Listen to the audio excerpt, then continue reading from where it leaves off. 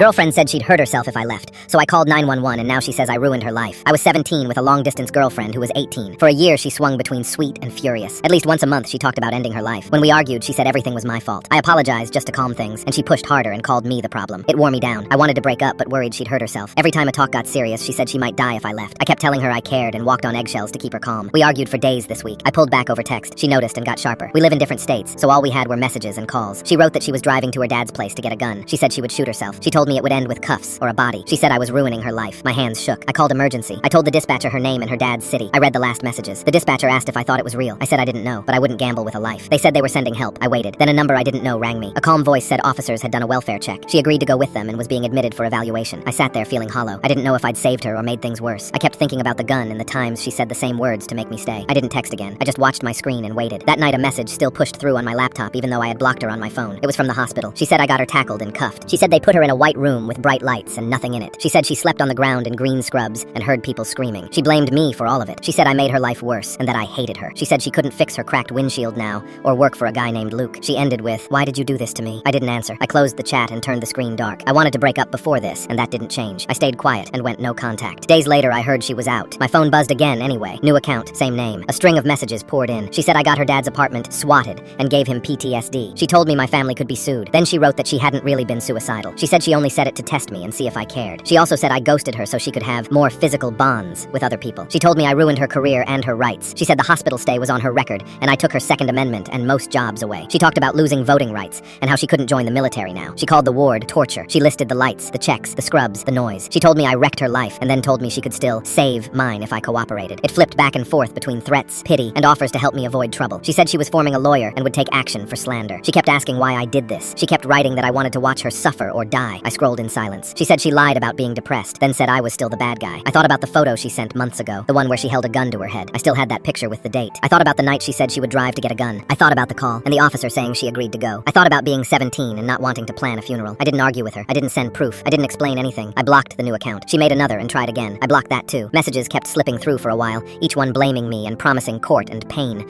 and then asking for a reply. I didn't give her one. I told my parents what happened and kept the screenshots. I gave myself one rule. If she said she would hurt herself, I would call for help again, every time. I wouldn't negotiate over a life. I wouldn't be her safety net and her target. I wouldn't be the person she could punish to feel better. My hands still shake when the phone lights up. I glance at the lock screen and wonder what's waiting. I'm not her boyfriend anymore. I don't want to be her enemy either. I just want the messages to stop and for her to be safe, far from me. So I keep the line simple. No contact and no more fights over threats. The last time she messaged, I saw the preview pop up from yet another new account. It was a paragraph of blame and a warning about what her lawyer would do. I held the phone and watched the dots dance. I tapped block. The screen went quiet. The phone buzzed once more, faint in my pocket, and I muted it and put it face down. Now her friends are saying I made things worse by calling for help. Was I wrong?